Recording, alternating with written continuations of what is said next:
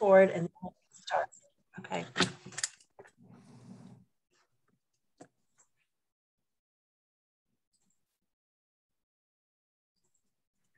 Okay. Good afternoon, everyone. I'm Diane Gertson, the NEAFCS president for about 4 more days, and then Susan Ruth will be taking over. You will be in very capable hands. I want to just remind everyone that's joining, if you could add the name of your state to your name so we will know where everyone is from. And I want to first thank you for joining us this afternoon, and then thank you for all that you do as an affiliate leader and all that you do for NEAFCS. I feel like I've been saying thank you quite a bit recently, and I just want you to know that I truly mean it. And I think Susan will agree that we have had a great board this year, and we have accomplished some great things that you'll be hearing about during the course of this week. And I just want to say that we really had our fingers crossed and we're very optimistic that we would be meeting in Michigan. But at the beginning of September, with the uptick in COVID, and now I just saw where American Airlines canceled 1,400 flights. So we thought that there may be some issues trying to get to Michigan. So we are optimistic that in 2022, we will be meeting face-to-face in Raleigh, North Carolina. So again, welcome, and we will go ahead and get started. This is the homepage of our NEAFCS website. This is the place to go to find out things that are going on. You can't see in the slide, but there's a calendar. There are quite a few links on the homepage to things that are going on. So this is one of the best places to start to find out about NEAFCS. And if you look on the far right, that is the member center, and you need to be logged in with your NEAFCS website ID and password to get to the member center. But that's where our directory is. That's where access is to all of the committee messages. We have our document library. Some of the reports that we'll be talking about are also found in the member center. So great place to get to know. And this year, Will worked very hard in updating the website. So we think it is a bit more user-friendly now. So check it out and let us know what you think. So we still have our COVID resource page available. We ask that you share the resources that you have developed in your state to address COVID. And also whenever you're sharing on social media, to use the hashtags NEAFCS responds or hashtag FCS responds to help us track the resources and how they're being used on social media. There are instructions on this page about how to share resources. If you haven't visited the website recently or this page, I'd encourage you to look there, and also encourage your members to be that voice for NEAFCS to your members is very important as an affiliate president. So do remind your members of this page and the resources on it. Here is the document library that I mentioned. It has our mission, vision, and creed, bylaws, standing rules, our social media policy, our policies and procedures that you can see were just updated in September. That policies and procedures are a live document in that we are constantly reviewing and updating so that we stay current. If your affiliate is thinking of submitting a bid to host an annual session, we have the annual session handbook there as well. Again, the forms and templates. We adopted our 2021 through 2024 strategic plan during this year, so that is there as well. Action plans are there, and that is a fillable document, so all of that can be done online. We have our affiliate officer toolkit, and then minutes and running motions, and our audited financial statement. The affiliate officer toolkit has a lot of dates, information, so that's great for you to share with your other affiliate officers as well. So that's a great segue into this section where we show you the affiliate toolkit, officer toolkit, and explore just a little bit more with you. This toolkit is designed to help you as the affiliate president to track what is expected, in addition to helping each officer in your affiliate to know the expectations of their office as well. Our recommendation is to download this document from the website and send each officer and incoming officer a copy of the document so that they can have one at their fingertips. We realize, Diane and I realize, that many of the affiliates are going to be electing and installing new officers come January 1st. So as outgoing president, if that applies to you and your affiliate, as outgoing president, you could help to transition these new officers easily into their role by sharing this document. Your regional director is available to answer questions along with us national officers and the staff at the NEAFCS National Office, which includes Danielle Jessup and Will Ferguson. Okay, one of the items that we encourage affiliate presidents to submit is our annual report form. And it goes to your regional director and to the national office. And we ask that it be completed by December 31st. And it should cover anything that happened between January 1 and December 31st. What accomplishments or progress has your affiliate made in the past year is one of the questions.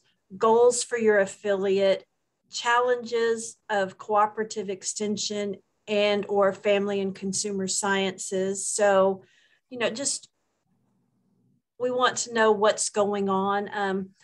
This information can be used as we plan the next year, possibly looking at things to include an annual session, webinars. When we have affiliate president webinars, sometimes this is other good information to include there. So within the toolkit, you'll also find this page, and this is on page 13 of the toolkit. It's a great list of reminders to forward to your members and officers at the first of the month to help them to be aware of approaching deadlines. Within the toolkit, each officer has a list for each month to help them track deadlines as well. Again, that toolkit is a really great resource for you and your affiliate officers. Okay. We highly encourage all of our members to join a committee. The committees are organized under our 4 vice presidents: public affairs, member resources, professional development, and awards.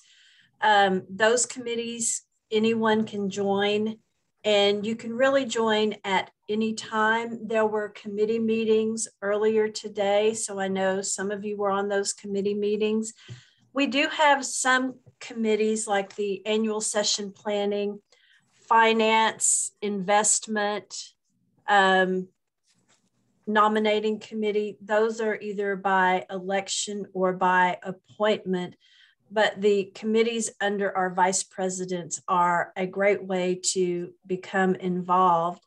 When I attended my first annual session, Wendy Green, who has since retired from Texas, was on the awards training committee. And she said, come on, go with me. So I went to the committee meeting with her. I served on that committee for a couple of years. I was the chair of that committee, and look where it has led.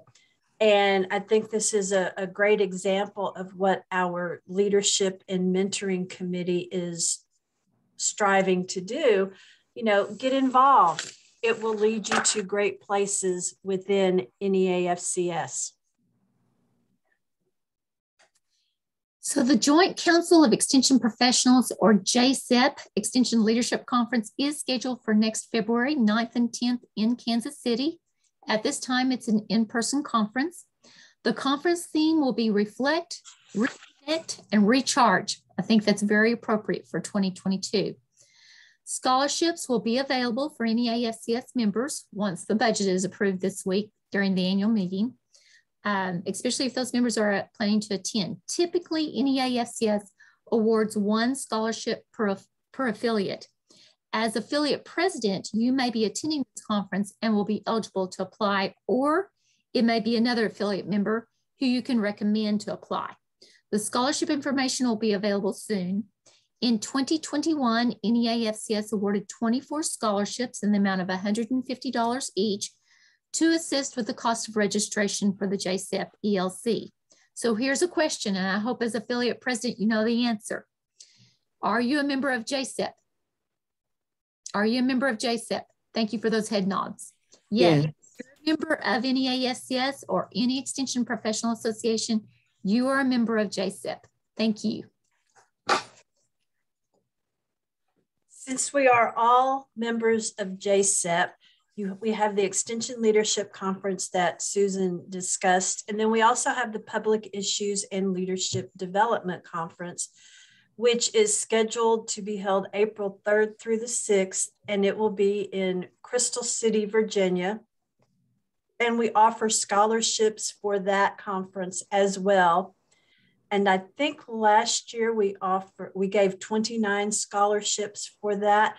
The highlight of PILD, as we call it, is the visits to the Hill, where you meet with your representatives or a member of their staff and get to tell our story to them.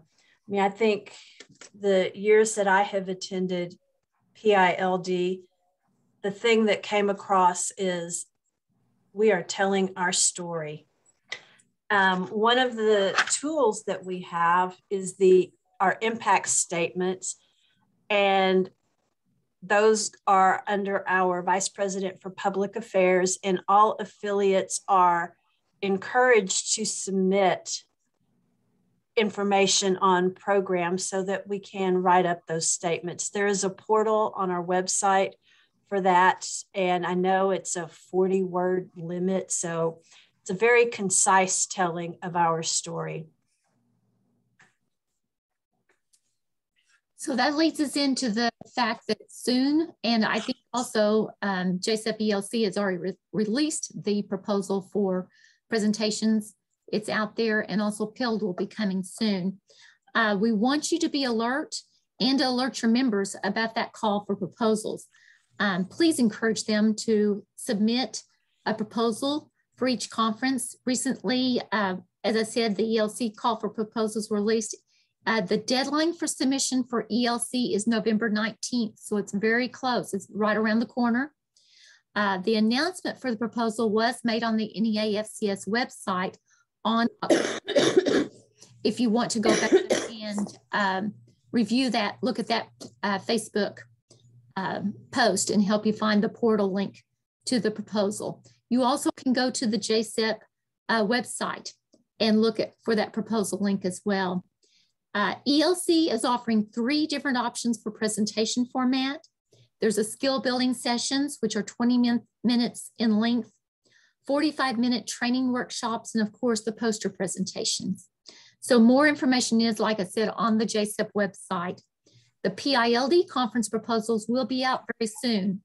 The deadline for submission will be December 6th with notification of selection in January. Okay, I just want to let everyone know that Susan is the chair-elect for the PILD conference in 2022, and she will be the chair in 2023. So here is our Facebook page. It is a public group, so anyone can see what is there. Will does a great job of posting information to our Facebook page, and our members can post there as well. So check it out. Lots of great information is there. Like Susan said, the information on submitting an ELC proposal is on the Facebook page. Just one of the ways that we share our information with you, our members. So I want to see a raise of hands. Use your little icon if you want to in the corner. How many of you knew that we had an NEAFCS YouTube page or whatever you call it for social media? Anybody know that? Thank you. Good deal. Yes, I see those hands. Great, great. So please go out and subscribe to that NEAFCS YouTube channel and ask your members to do the same. If you haven't had a chance to preview the channel, it contains many videos that have been used on the NEAFCS Facebook page. The videos also that were developed for the Michigan affiliate by the Michigan affiliate members to welcome us to Michigan and prepare us for our stay there are on that channel, along with the latest editions, which is the Don't Miss Monday videos, which are produced by the NEAFCS executive staff. So these are great tools to share with members to help them stay engaged with NEAFCS and your affiliate. Please view the NEAFCS promotional video that's located on this page. It would also be a great tool to use on the value of NEAFCS membership to your new members and to your administration. Okay, another one of our communication tools is our newsletter, the NEAFCS Network. It comes out monthly, except for the month that we are at annual session. So again, this is a great way to get information on all things NEAFCS. As president, I had a president's message each month. There's information from our diversity committee, information from our awards committee, information from our annual session planning committee. Important dates and reminders are there as well. And each president selects an icon that is hidden in a different place in the newsletter each month. The first 5 to email the president with the location of the icon are then at the end of the year put into a drawing for a free annual session registration.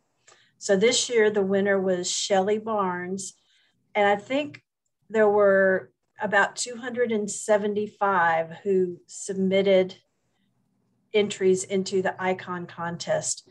So Susan, get ready for your email inbox to be flooded when the newsletter goes out each month. I'm ready. Accept the challenge. NEAFCS also participates in the National Alliance for FCS as a partner member. The Alliance is a coalition of organizations representing academia, industry, professional associations, honor societies that are leading family and consumer sciences efforts. One of the Alliance's goals is to be a one voice for the family and consumer sciences profession. Members of the Alliance include the Family and Consumer Sciences Education Division of the Association for Career and Technological Education, the National Association of Teacher Educators for Family and Consumer Sciences, the National Association or the International Federation of Home Economics, and along with vendors such as Reality Works, they're a part of us here at the annual session this year, and the National Home Banking Association. The Alliance, if you weren't aware, received a USDA NEFA Higher Education Challenge Grant, which allowed for the development of the Partnership for Recruiting, Preparing, and Supporting FCS Educators. The partnership has developed the fcsed.net website. Let me repeat that to you. It's the fcsed.net website as a way to communicate the tools developed by the grant to aid in recruiting and sustaining the next generation of FCS educators. I would encourage you to share the website with your members, as NEAFCS has served as a partner in this effort. It's a great it's a great clearinghouse full of information on how to recruit for the next generation. And I hope that your affiliate particularly is interested in it and want to use some of those tools. Okay, I somehow do not have the right PowerPoint. Because Dining In Day was what we did in the past, and this year it is moving to Family and Consumer Sciences Day, which is December 3rd. The theme is FCS Ties It All Together, and there will be a special celebration event on Friday, December 3rd, and registration for that opens on November 3rd. So you want to get in line and save your seat. Okay, I'm looking for the most recent. Thought I had it, Susan. Sorry about this, y'all. Do you have it, Susan? I do. Let me, I don't have the one with Vanessa's picture. That's the only thing that's going to kind of be. This is what happens when we are constantly updating our PowerPoints to get you the most accurate information. And I think everything else is the same. I'll try sharing it. Okay. Okay. I know this one has all the pictures in it. Sorry about that, y'all. So December 3rd is the Family and Consumer Sciences Day. FCS ties it all together. That's under the AA FCS website. It's also a part of the Alliance as well. We're celebrating that together as a partner with the Alliance. In February, that's the Say Yes to FCS Day. It is also called the FCS Educator Day. And on the website that I shared with you in the chat, fcsed.net, you will find tools for promotion of this day. You'll find some other tools there as well. These tools were developed through the Partnership for Recruiting, Preparing, and Supporting FCS Educators. The theme this year is Making a Difference Through Family and Consumer Sciences. It's being held, the celebration is being held in conjunction with FCCLA Week. There, like I said, there's promotional materials and other information on the website. I would encourage you and your affiliate members to think and plan on promoting this day and incorporating some of the promotional ideas that, especially if you can focus them in your state. For example, the promotional kit page under the FCS Educator Day on the website includes social media posts for the top 10 reasons to become an FCS educator. I would encourage you to share those with your members and see how they may be able to share those on their social media channels that they have within their county or their area, and become a part of this day. And I just want to piggyback on that as FCS educators, we know that FCS touches everyone's lives every single day. So it is a very important science that we need to keep going. Okay, This is probably one of the more important forms that you will fill out during the year. It is in the forms on the member resources member center, as well as I think it's in the affiliate officer toolkit. This is the list of your current officers.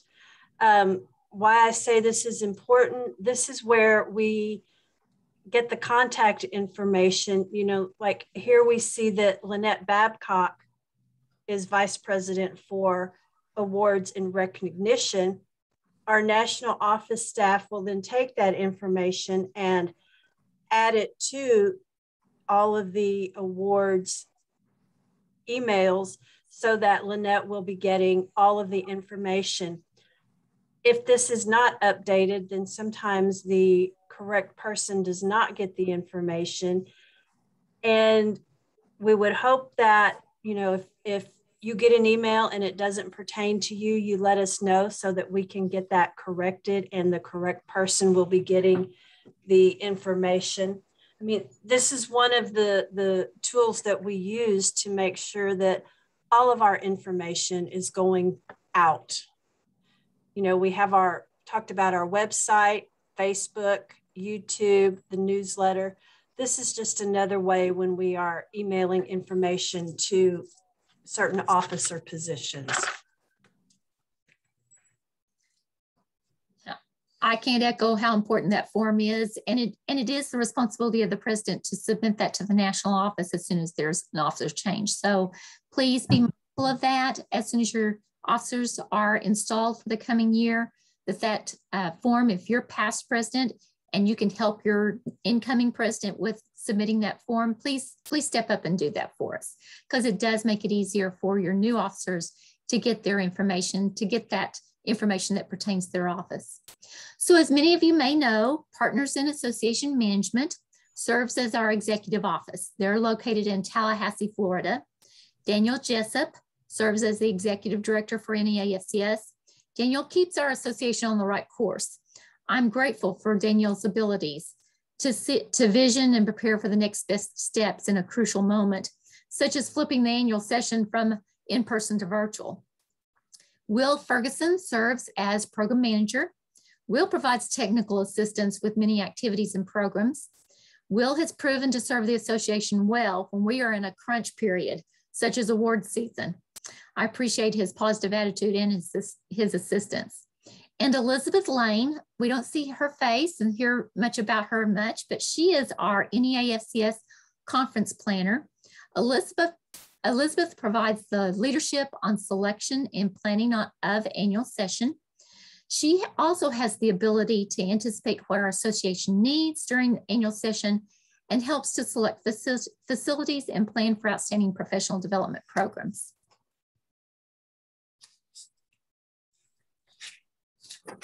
I just want to piggyback on that and say that they are amazing. I think they have helped us to move our association forward.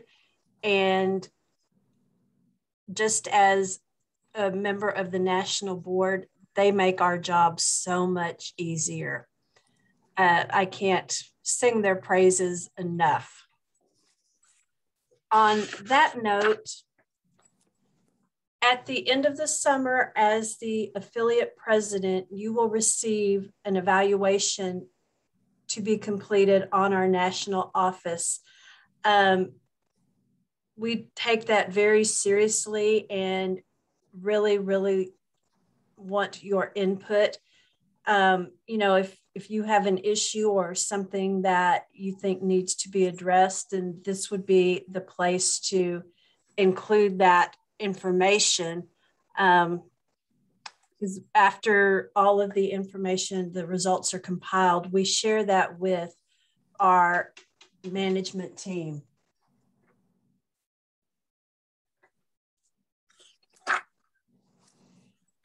The affiliate president, I encourage you to contact your regional director. Their job is to serve as a conduit between state affiliates and the national board. Your regional director can help answer questions that you or your members may have, They also serve as the communication line between the national office, the board, and your members. Vanessa Hoynes from South Dakota has been serving as the Central Region Director for the past 2 years. Central Region will be electing a new regional director during annual session. Cindy Thompson from Iowa is a candidate for that position. Lori Coop from Texas has been serving on the board as the Southern Region Director for the past 2 years.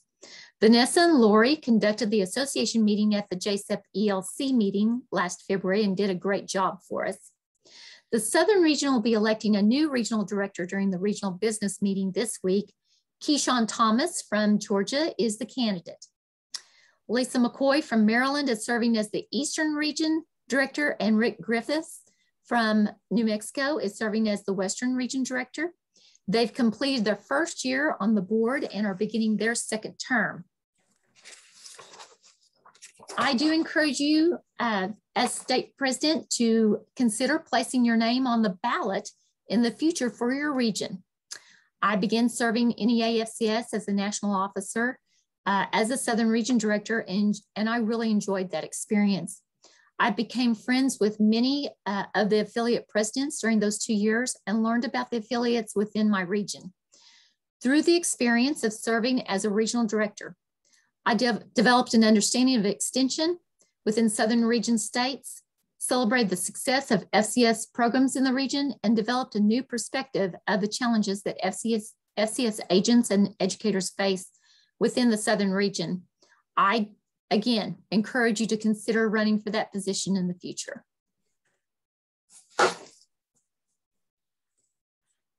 I followed a little bit different path than Susan, but I also served as the Southern Region Director.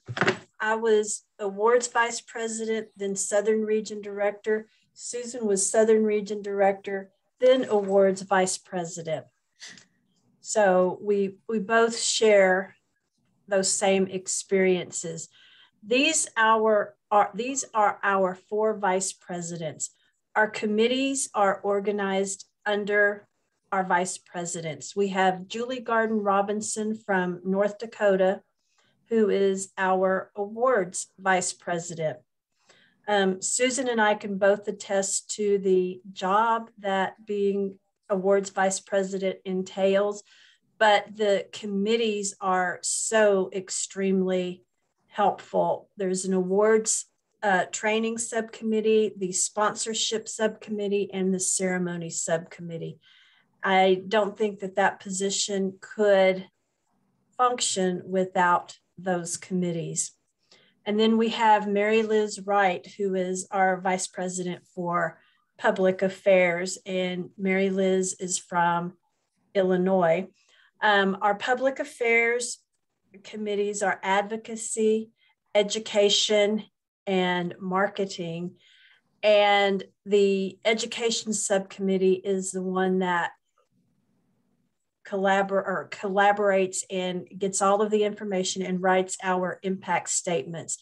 If you haven't taken a look, those are available on the website. And again, they're a great tool to use in telling our story.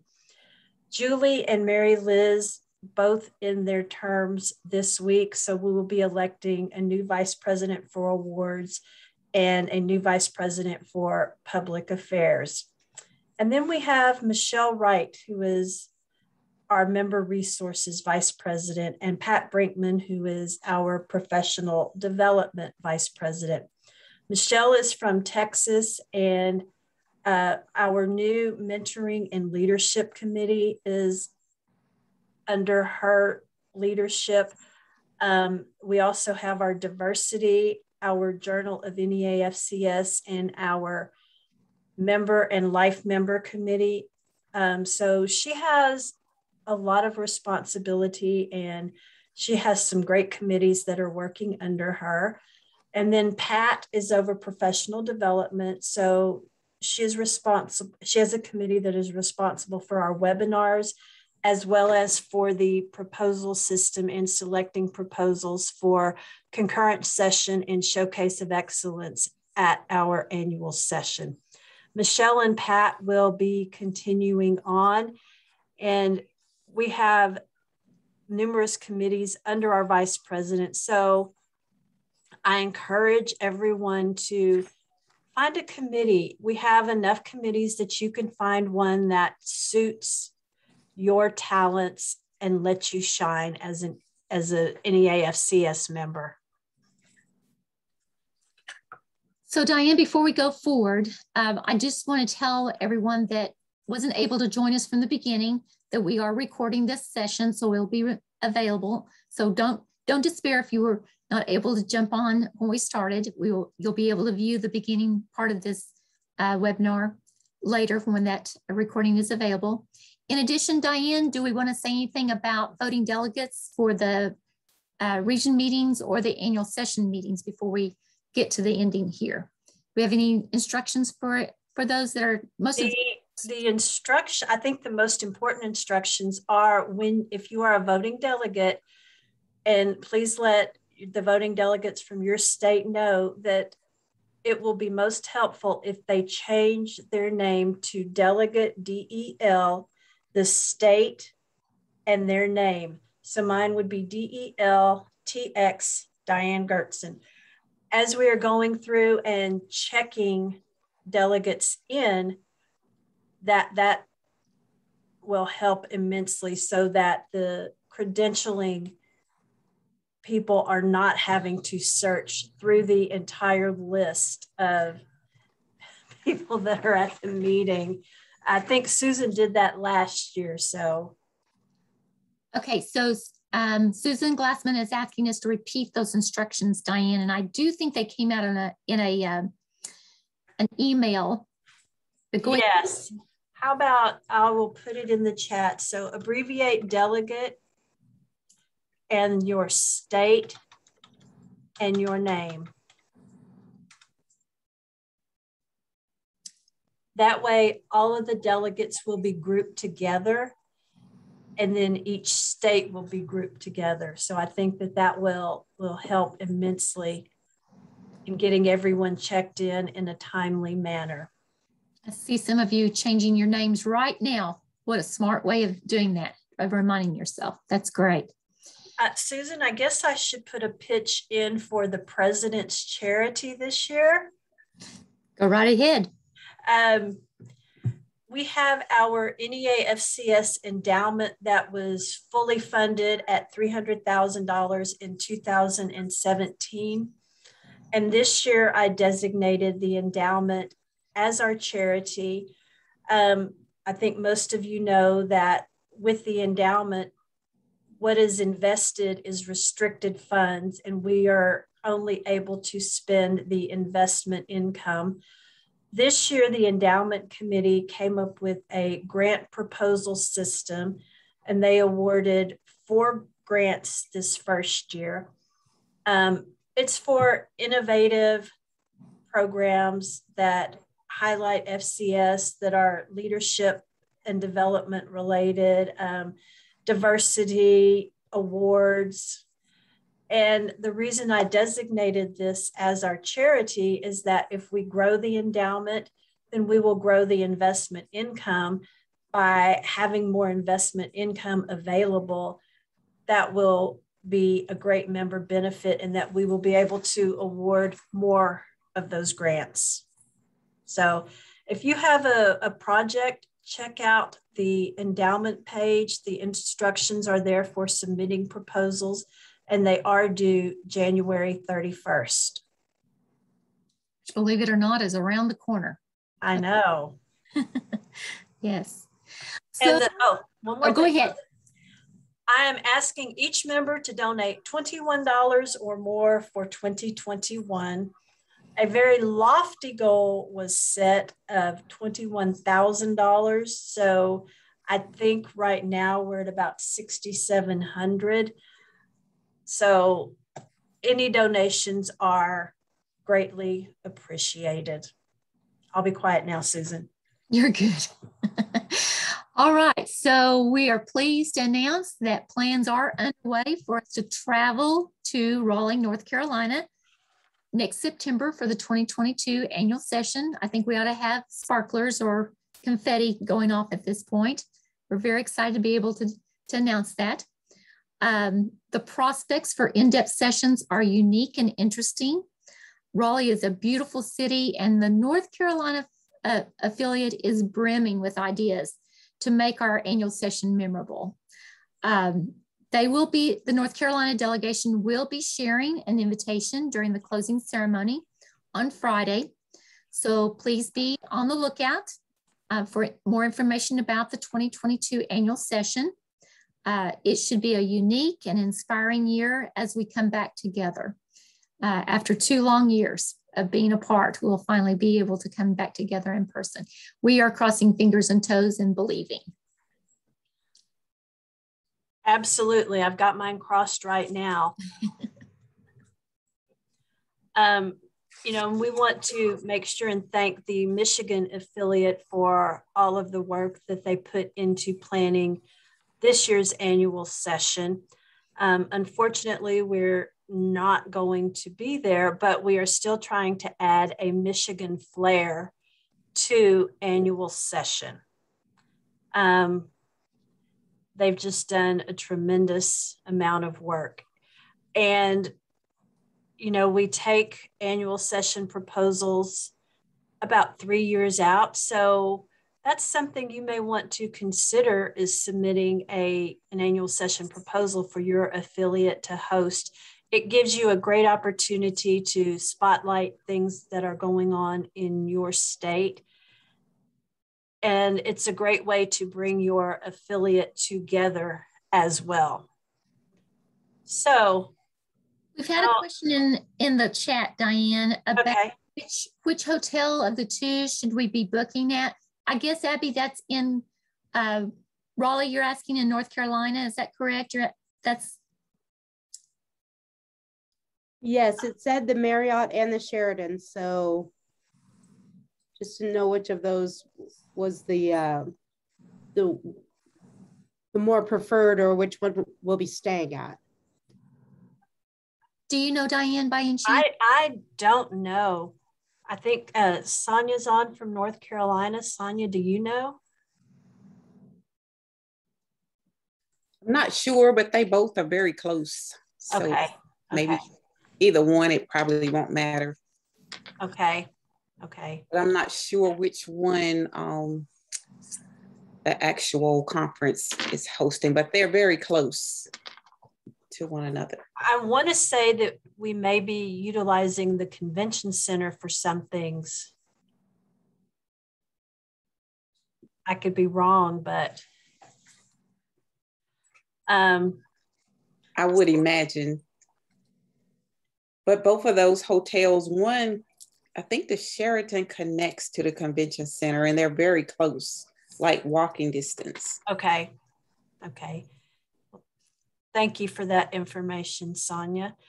Okay, do we have any additional questions? Because I'd just like to open it up and, you know, have some sharing from our affiliate leaders. I'm sure y'all don't want to hear me and Susan talk and talk and talk.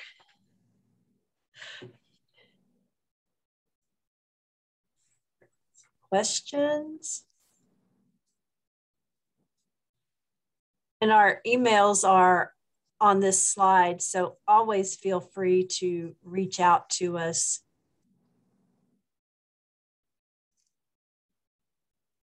Okay, Susan, what else would you like to add? Well, maybe I can maybe start some sharing by asking, did your affiliate do any new ideas for 2021? I know with COVID in place, it was probably tough. Do you want to share how you perhaps did your affiliate meeting this past year? Anything unique?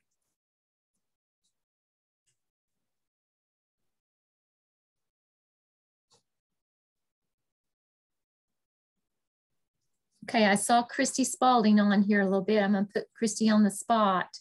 I hope she's still here. I am driving, so it may be a come and go. So for our state meeting, we did it virtually and it went quite well. The professional development person that does our annual conference did a great job. She even put some fun things in there, like a scavenger hunt we did virtual, and other things within our meeting. And then we also had our awards program. So this year we did a 1 day, as well as last year we did a 1 day. It went well, but I'm hoping and that we will be able to together come April. We have a couple of comments, Susan. Kayla said, at this point, I don't think Zoom meetings are unique. I think now they're just kind of a way of life for a lot of us. And then Diane from New York said, by doing our state meeting virtually, we had a good number of life members join us for happy hour at the end of our meeting. So yeah, and our life members are having a meeting on November 10th. So hopefully we'll have a good number join us as well. That's the national meeting for life members. So yes. If you're contact with your life members, be sure and send that information to them so that they might be able to join us. We'd love that. Yes. I'll share from Indiana. So our HHS update was virtual also, and it was 2 days. We had a pre-event checklist, and then we had got talent. So we had a little talent show. They asked for educators to submit their talent, whether, you know, it was, you know, them juggling or yo-yoing or their pets or whatever. And then show your spirit. So like we had a list of things like your favorite coffee mug, a crazy hat, a favorite book of yours. Then we were supposed to wear swags from our alma mater. And then of course, you know, you have to show off Purdue University or Purdue Extension. And then we had this was in our excitement kit too, along with like some popcorn and things like that. So that was some fun things from our HHS update from Purdue. That's fantastic. Those are great ideas.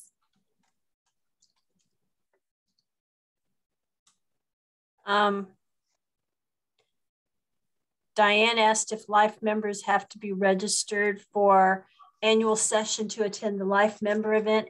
And I don't think that they do. I think if they're a life member, then they can join. Sarah from Iowa, they hosted a couple of virtual coffee breaks and a spring social event that included a virtual tour of the university museum. That's a great idea. I had coffee in Iowa this morning.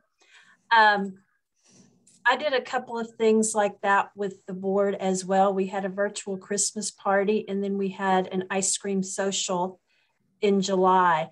So, you know, just a little bit of time where we could get together and not have to worry about taking care of business. And let's see, Mindy. In Kentucky, they've implemented a monthly state networking event where members can join for discussions, jam boards, breakout rooms, and because it's virtual, you can join from your office or wherever you may be. And Mackenzie from Iowa said they sent out little bags of tea with a personalized invite for the social. So I think, you know, those are some great ways to keep your members involved, is by having some social time. You know, I think we miss that because we're not able to be together as we were in the past. Amy from Texas, I want to call on you for a minute. Okay. I want you to invite everyone to the party. Yes. We are having a President's Party with a Purpose on Thursday. So it is 5:30 to 6:30 p.m. Eastern Standard Time. So there's a Zoom link, I think in the playbook, should be in the playbook. And if not, there's a separate Zoom link. I mean, there's a separate email as well that should go out. So we have some special surprises scheduled. Some Diane knows about, some she does not know about. I'm scared. It's going to be Nacho Ordinary President's Party, because we're going to we'll have a food demo on nachos. So the recipe will go out ahead of time. You can cook some nachos along with us or do them ahead of time. We will also have a toast to the president. So you can make a Diana Rita or a Gertzen tonic, or a beverage of your choice to join us in the toast to the outgoing president. And then we'll just have a few comments and have a really good time. So thank you, Amy, for taking the lead. And I look forward to seeing all of you there. And I just looked, and the link is in the virtual playbook. So wonderful. For the president's party. For the president's party, yes. Mm-hmm. Yes. Yes. So join us, because like I said, there's even a surprise that Diane doesn't know about that we want you all to join in. I'm scared. I'm very scared what they're going to do, because we are actually going to be meeting in person for that. So we're not, Susan and the Oklahoma girls will be having a viewing party the entire annual session. There will be some of us in College Station for the party. So I know it will be a good time. So thank you, Amy. You're welcome. We're looking forward to it.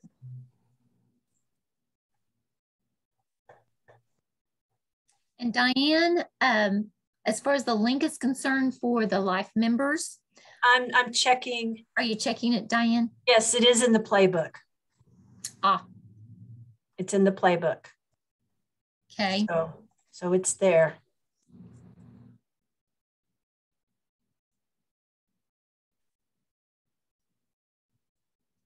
Other questions or sharing that you would like?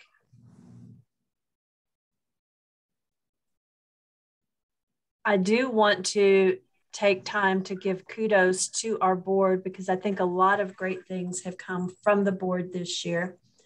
And this board is unique in that we have never met face to face. We have only been Zoomed. So, but again, I think the board has done a great job, and I'm extremely proud of the board. During the next few days, you'll be hearing about some of the great things that have come from the board this year. What day is the Life member meeting again, Diane? November 10th at 2 o'clock Eastern time. It was November 10th. This is Janet in Alabama. November 10th? Yes. Okay. It's outside of annual session. Yes. Okay. Wonderful. I'll look for that. I popped in to share as far as what Alabama is doing, and I have to apologize to a degree on behalf of Alabama, because I'm a member of NEAFCS and has been basically since I started with extension and was able to actually join. And a few years later, we pulled out of family consumer sciences into ag, but I've always kept my membership. And then last year, the year before, I think last year, I don't know, I'm sure y'all can relate to not being able to keep time straight. When they were putting out nominations, they had secretary and president-elect, is that what it's called? You have to again apologize. I'm in so many extension associations, and we have so many different, vice president, president-elect, et cetera, et cetera. And so I became president-elect, I think it was, accepted that. And then the president resigned, moved to another state. So I became president at the end, and with COVID, the end of like November of 2020, just stop, 2020. And so had my first board meeting January 2021, and we generally have our annual meeting in April. And like I said, been a member, but not really active. And then all of a sudden, I'm president. And so I turned on, and you may or may not recognize the name, Jovita Lewis, to be my VP of Professional Development. And we had a wonderful virtual, obviously, program in April, the latter part of April 2020.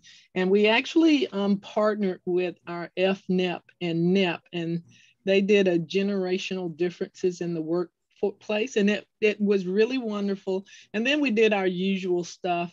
And so it's been very, very nice.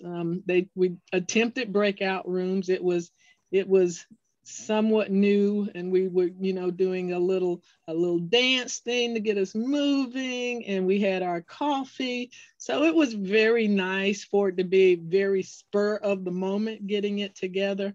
And so we are hoping that next year in 2022, because that was the thing, becoming president, being vice president, president-elect, president, and past president. I was really all three in the same year. And then because we didn't have a president-elect, I stayed president. So I've kind of had a 2-year thing here, but we are so hoping that next year we will, be able to meet face to face. And we've already got the plans in the work as long as everything works out. And I was so looking forward and had made my plane reservation and my hotel reservation and everything to come to Grand Rapids, Michigan. And then life happened. So, but it's good to see. And I do have my video off, but I'll show it briefly.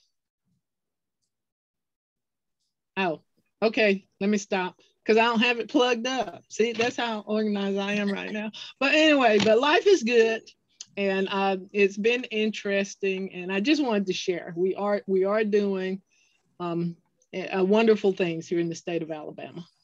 Well, Janet, thank you so much for stepping up and being an NEAFCS leader. And yes, we all know Jovita served with her on the board. Diane from New York was on there as well. And just in the comments, you can see where Beverly from Maryland, they had an in-person summer retreat, which included a beautiful trail hike. And she said it was nice to see members live and in person, socially distanced, of course. I mean, I think that is probably one of the biggest things I will be missing about not being in Grand Rapids is not seeing people. Susan and I probably haven't seen each other in 2 years, but we talk, so we know what's going on, but just not being able to see people. And if you remember our past president, Karen Munden, she's a hugger. So I'm sure she is missing out on hugging everyone. So some of those things that we took for granted are no longer something that we take for granted.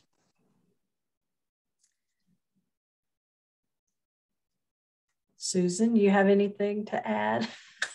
We're down to 1 minute, and I think we could probably let these folks go a minute early and give that minute back to them, and I'm sure that they would appreciate that. So we do appreciate you joining us today.